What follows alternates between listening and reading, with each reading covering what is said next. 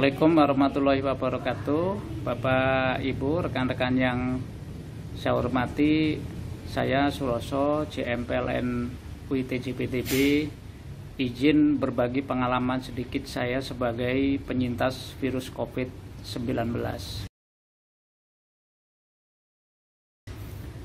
Waktu itu saya sebenarnya OTG dan dinyatakan positif itu tanggal 20 Desember 2020 setelah swab sehari sebelumnya, jadi PCR swab sehari sebelumnya.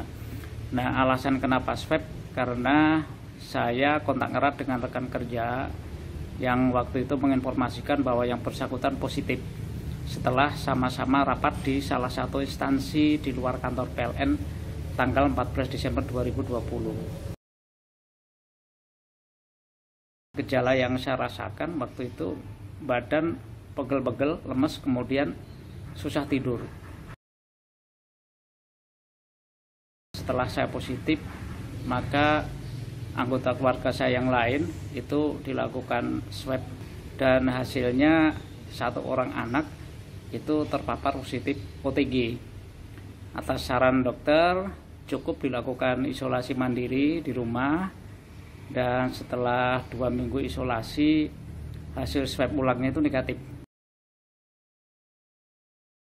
Mengingat kondisi saya yang tambah lemas, maka diputuskan untuk dirawat di rumah sakit tanggal 24 Desember 2020. 2 hari menjalani perawatan di RIK, kondisi saya yang lemas tadi itu berkurang. Namun mulai timbul gejala yang lain, yaitu batuk-batuk, napas mulai sesak, kemudian saturasi oksigen juga mulai menurun. Kondisi ini adalah kondisi yang kritis, sehingga saya harus menggunakan ventilator. Nah, 3 hari menjalani perawatan dengan ventilator, kondisi saya itu makin membaik. Ventilator bisa dilepas, paru-paru mulai bekerja normal kembali, kemudian saturasi oksigen juga terus menerus membaik di atas 96. Saya mengalami delirium berat, di mana saya mengalami halusinasi yang menyebabkan saya menjadi pemarah, merasa sering terancam. Saat itu saya ingin melarikan diri dari rumah sakit. Bahkan selang-selang dan jarum infus sudah berusaha saya lepas. Atas kondisi ini, maka atas persetujuan keluarga, dokter memutuskan saya diikat di tempat tidur selama 2 hari untuk menjalani perawatan khusus karena dikhawatirkan saraf ke otak sudah terganggu.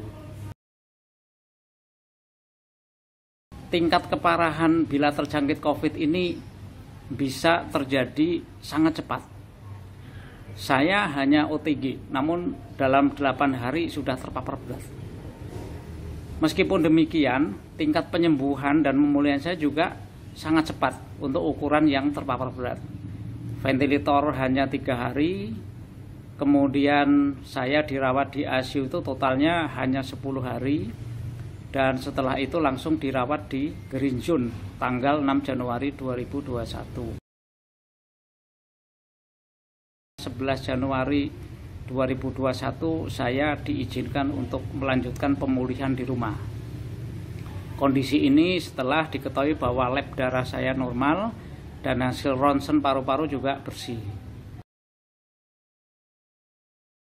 Nah, rekan-rekan, percayalah bahwa menjadi penyintas COVID ini bukan sesuatu yang perlu membuat kita rendah diri.